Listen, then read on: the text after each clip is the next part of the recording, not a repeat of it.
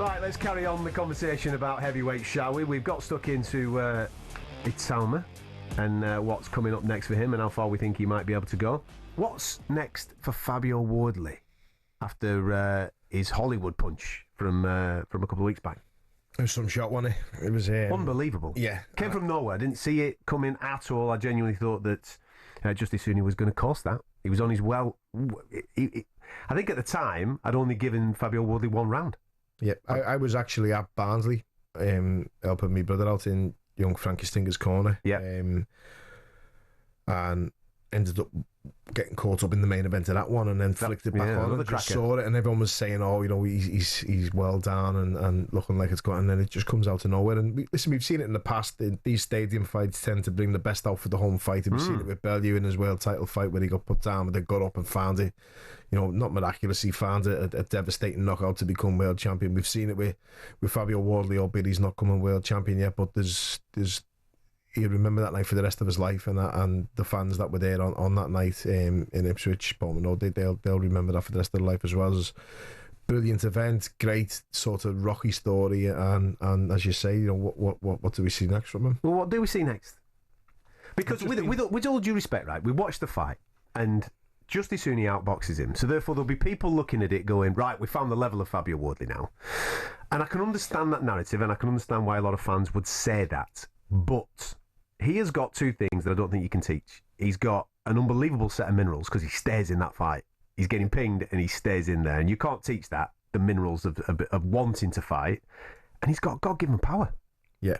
Listen, so he's a threat. What I'm saying is that he's a threat to anybody. Yeah, there's an argument that could be the level, but he's got the equaliser. Yeah. It doesn't matter what your level is if you punch like that, and you can always sort of get out of jail with that. I think he's done brilliant for himself, for where he came from. I think it's a great story. It's a fairy tale story.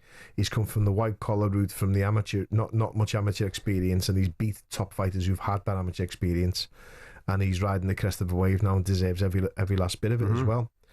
And the fact that he's got that equaliser, and people talk about like that might be his level, then it's some level to be at with that power, and the power will always get him there. Now, I've been critical in the past of the fact that Anthony Hard's saying, will go on about the fact that he did really well against Beterbiev in a fight that he lost in the 8th round or the 9th round, and he did very well against Kovalev in a fight that he lost in a similar round. And my attitude is always, it's a 12-round fight. It's okay giving a good effort early on, but if you can't maintain that for 12 rounds, then there's no point in even talking about it. Fabio Wardley's a perfect example of that, and I think he said in one of the interviews in the build-up, which was great and poetic really at the end, I only have to be perfect once. You've got to be perfect for every minute of every round, every second of every round, and that's what makes someone like Fabio Wardley great. It's a Deontay Wilder line, that as well, isn't it? Exactly, but it makes it great to watch. Now, with him, you know you're in a 12-round fight and you can't switch off until he's either gone down, counted out for 10, or completely beaten, because he can still land that equaliser with 5 seconds to go in the last round. And that's me point to what I'm trying to wrap it all together there, is it's a 12-round fight, and he is alive in that 12-round fight because of that power that he has. It doesn't matter how much you're outboxing him.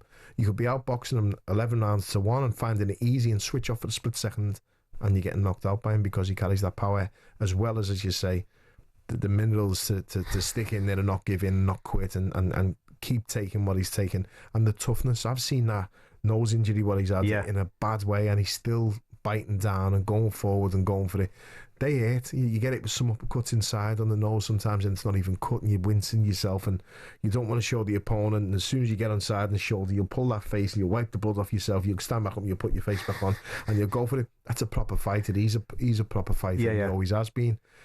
So with someone like that, you can't write him off. So people who are watching that in a long-winded way, thinking that he might be, that's his level, you know, and I'll outbox him, you know, think again. You've got to be switched on with someone like Fabio Wardley, as has been proven now. He's in a weird position now, isn't he? Because that, I think, was for an interim title last weekend. We've got the Undisputed Championship coming up. We've got him as an interim. We've got Parker as an interim. We've got Kabiel as an interim. Do you match any of them together? Or, I mean, there's a Pulev, I suppose, that is still in and around that WBA high rankings for someone like a Fabio Wardley. So again, he's being guided by Frank, and he will guide him in the right way, as he's been proven 99% of the time to do so. He's good at guiding fighters to that way.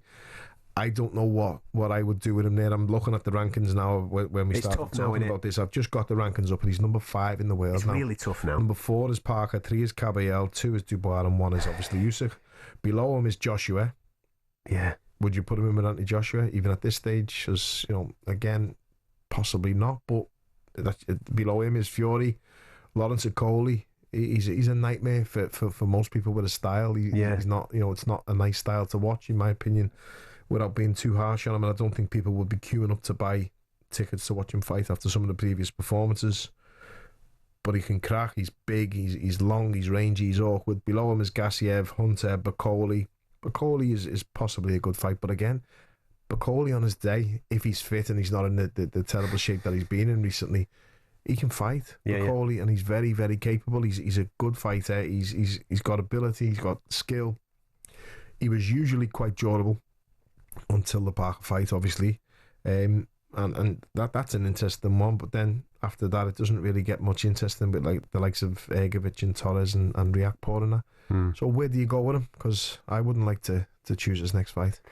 Get stuck into that point, because we'll bring it back up later on when we're talking all things Anthony Joshua. That's a little bit later on in the show. The boys were out in Ghana last night for a show run by Amir Khan. You're going to hear from him next on the show. Don't go anywhere. Welcome to it. It is Saturday night on talkSPORT. I'm Adam Catterall. Paul Smith's alongside me, quite apt, because in about half an hour, what is the latest with the Smith brothers? That's going to be one of our topics of conversation. We'll get stuck into that, and who better to give us the information than the main man, Paul Smith. We're going to talk about the nightmare in Norfolk. That was last weekend with Keyshawn Davis losing his belt on the scales and then having a scrap with a geezer that beat his brother. Crackers. He's really damaged his reputation, but we'll get stuck into that a little bit later on. We'll talk about fighter skipping cues and where we're all at with Anthony Joshua. If you want to get involved, you can do. 03717 22 33 44. This is Fight Night on talkSPORT. We're streaming live on the talkSPORT Boxing YouTube channel as well, so you can get stuck in there. Thank you very much for all the comments that are coming in. We'll try and get to some of them throughout the course of the show. Now, you may have seen this online this week, because last night Spencer Oliver was out and about in Ghana. I know. Amir Khan was running a show out there, and Spencer caught up with him throughout the course of the week to talk about Anthony Joshua and whether he should be given the luxury of skipping the queue. Like Joshua can skip the queue. A name like Fury can be retired and skip the queue, because they are big for boxing, and boxing needs names like them. And also, they've been there, they've done it, they've proven it as well with what they've done in the past. So you don't really take them for their last fight because he got knocked out in his last fight. You don't take them for that, but you take them for what they've done in their career and what they've done for boxing. I love Amir and I love Spencer as well. So this is no slight on what they say. I just have a take where I would love boxing just to be judged on meritocracy. That's where I'm at. I think you've got to earn the right and earn the opportunities regardless of resume. I get it that maybe the rules of meritocracy don't necessarily apply to some people because of the commercial value that they bring to certain fights, Anthony Joshua being one of those. But at the moment, I've got a bit of a bee in my bonnet. So tonight we've got Nanita Donaire. He's come out of 2-year kind of retirement off the back of back-to-back losses. He's fighting for a version of a world title. Manny Pacquiao in a few weeks' time, straight out of 4 years, is it, that he's been out? That's knocked me sick, that one. I know. Getting an opportunity to fight for the full WBC world title. And this conversation, even though it's not fact, just the conversation of Anthony Joshua being in the mix for maybe the Usyk-Dubois winner. I personally am against that. I think there's other guys that have absolutely earned the right. But I understand that boxing is a business, mate. Where do you stand? The only reason I'd be okay with that is because he's only lost it to Usyk. And it's still the same sort of... And to Dubois. Obviously, he lost, to Dubois, yeah, obviously. But he only lost the titles to Usyk, and Usyk still has them. This is the thing now. The fact that, like, Dubois was in... Usyk never lost the IBF belt. No. So, in my opinion, the champion is still Usyk, but it's been vacated. Dubois beating AJ warranted him being world champion for me, but it was still an interim title that he won, which then got upgraded once he vacated. Now, I can't be a hypocrite in saying that is not a world title, because my brother's got an interim title, and if one of them champions vacates that WBO belt rather than fighting he's a belt holder, then he's a world champion. Yeah, and the fight that he had against Joshua Buatsi was very much worthy of being a world title fight. So it's not like sour grapes or anything bitter towards Dubois, but the fact that AJ lost to Usyk and lost clearly to Usyk both times, the fact that he might be due a shot or being spoke about being in the mix, as long as he has a win on his record before he does that, I'm okay with it. But you've got to go and get that win. And this is what we say. Does it matter the level of the win? It should be someone decent in those rankings for whatever belt you're fighting. If someone else in the top 10 of that governing body, that's how the rules go and that's how it works usually. But my brother Liam went to Spain to fight in Spain in a he fight. had to go and get a win in to a warrant gym to be able to fight for the vacant WBO title should Canelo have vacated it, and I don't think he did in the end anyway. But you'd have to do it. You have to abide by the rules. But then all of a sudden the rules will be bent or completely forgotten about when someone like Manny Pacquiao wants to come out of retirement after however long he's been retired and gets a straight world title shot. And again, it's difficult to say. I'm not a fighter. I'm not planning on coming back and fighting for the world title. I'm not. It's not. I wouldn't be allowed to do that. But if you were a fighter, let's say you were a fighter, right? And you're in the WBC rankings. You've been paying your sanctioning fees. You've been playing the game. All right. You've been going through. Every single time you have a fight, this is a WBC international, and this will boost your rankings, and you're paying your 3%. You're paying them 3% every single fight. And it racks up, and it racks up. And now all of a sudden, let's say you're top 5, right? Mario Barrios is defending his championship, and he's got a voluntary. And then all of a sudden, they fly a legend. Don't get me wrong, it's a legend who served the game, right? And absolutely, it's purely commercial, this. But just because he puts bums on seats, he's dragged in and jumps over you, you must be sat there thinking, just hang on a minute, man, what's crack here? And just to add salt in the wounds, there's a rematch clause. And you've got to sit and wait. As I say, it's what does my head in and what winds me up the most about all of this isn't the titles, isn't the sanctioning fees, isn't the queue jumper, isn't this, and that's what we're talking about, the queue jumper, so we'll get back to that. What makes you think you can come back and compete at world title level when you're that old and you've retired for that long? You've been retired for that long and you retired when it wasn't there anymore years ago. Let's say 5 years ago, whatever it was. Yeah, fair. There's a saying in one of the Rocky movies, and I laugh my head off every time he goes, "You haven't peaked yet." And it's like, if you still got this stuff knocking around the basement to think that you can come back and fight and compete at that level. I'm seeing Vladimir Klitschko talking about coming back. Yeah. You were done 5 years ago minimum. Like, what makes you think you can come back? When Mike Tyson was doing exhibitions, I'm fine with an exhibition. If Manny Pacquiao was to have an exhibition against a young current fighter, I'm fine with that as long as it's billed as that. Yeah. This is a potential world title in the fight world against the best in the world, and it doesn't sit right with me. But the fact that these fighters coming back at the age that they're coming back, one of them's going to get hurt bad, and then every one of us or every one of them boxers will be thrown in. Oh, boxing's brutal. It's brutal enough. It's barbaric enough. It's a tough sport. It's hard. Your brain's not meant to be punched. Your head's not meant to be punched. Your hands are not meant to punch people. But they're doing it, and they're risking their lives doing it. Don't sort of make the odds even more against you. You don't need to make it more dangerous. You don't need to do it that dangerous. But then what is it? Is it financial reasons? Because that I can understand. If it is, go and earn a few quid. No one should struggle. Go and do it. But if you're well off, it's ego. And if it's ego or still a bit of ambition in there somewhere, what you've got, did all them world titles that you win not scratch the itch? You know what I mean? It's like, is it ego or is it financial? If it's financial, I'm fine with it. My take, I have no problem with a fighter because, listen, you've been there, and I'm sure every now and again the little flame goes inside your belly and whatever, you think to yourself, you know what I mean? Every time I watch the sparring in the gym, or I'm taking a spar with one of my fighters, that's what you are. Sparring, but then I remember what I felt like in my last fight, and I remember how I felt after some sessions when I'm vomiting in the corner and I'm feeling like, and I remember when I stand up and everything clicks now in my elbows and my knees and my back, and I make that noise like all men do of over 40 when you stand up. But you can understand that as a fighter. You can understand the fire. You can understand the fire though still being there for fighters, and I've no problem with Manny Pacquiao wanting to fight. I've no problem with Nito Donaire or anybody wanting to come back and fight. My problem is when the sanctioning body then goes, yes, Sam, jump straight into the world title fight. That's where my problem is. We see that all the time with sanctioning bodies. We see it with commissions.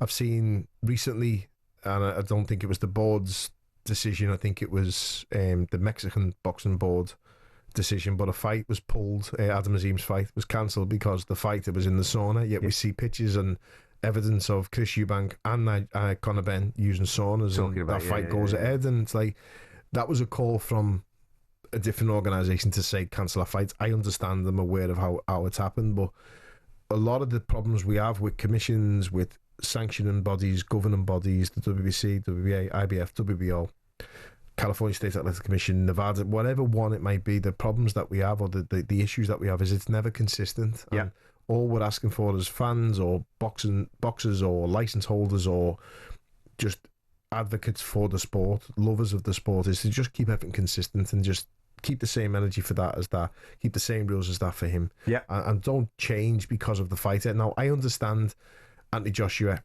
is a megastar, him in a fight rather than someone who is less unheard of, like a Gassiev or Michael Hunter or someone. Yeah. Obviously, it's going to sell more. Manny Pacquiao is going to put a lot more, generate a lot more fans. These are two different ticket sales. Anthony Joshua is still an active guy, and he's still doing his thing, whereas Pacquiao's come from the cold, right? So they are two different situations, but kind of the same because we're talking from a commercial point of view, getting an opportunity when it isn't necessarily warranted. Yeah, and that's what I'm saying. If it's for financial reasons, you're on hard times, I'm fine with it, but go and have an exhibition. Go and fight against someone who was, just retired, let's say, and do it the right way in an exhibition where you're not going to get hurt, you don't have to jump the queue, and a couple of other young, hungry fighters who've paid the dues and paid the sanction fees, more importantly, have to wait now extra 6 to 8 months while you go and have their shot, and you're taking their shot. As I say, everyone should earn, and if that's the only way you know how to earn, but it isn't with Manny Pacquiao, but if you've done your money in, then you need to go and put food on the table. No problem with it, but do it in the right way. Don't be coming back to just jump in at the deep end of world boxing, fighting for a WBC world title. So are you circling all that back towards the Joshua conversation that Amir Khan was having there? You're in the camp of he's got to have at least one against the top contender in order to earn that shot to get straight back in, because obviously the resume and the profile does actually stack up from what he's achieved in the past. His last 2 fights have been a loss against Usyk and then a loss against Dubois. Yeah, both of them for world titles. Well, world titles you're talking now. Obviously, before that he had the Hellenius and he's had the Ngannou and he's had all that type of stuff. But the world titles, it's no shame in them in what he's lost, and coming off the Dubois loss, which was for the full belt, then there's no real shame in that. And if you've just lost the world title, your argument could be to the sanctioning bodies or to the governing bodies as well, look, I've just fell short in that title, so I'm obviously capable enough to fight for this belt as well. But I think you should do that with a win on your record, and I'm not bothered who that's against, to be honest with you. I really don't care who that's against, but let's stick to the rules, what everyone else is sticking to, and let's have a bit of fairness across the board, as we've been saying. At least have the win on your record, so you're going into a fight for the world title. The rules are usually you can't fight for the world title on the back of a loss unless it's a rematch. Yeah. Okay. We're going to try and find the opponent then for him next. On AM, on DAB, via the talkSPORT app and on your smart speaker. talkSPORT.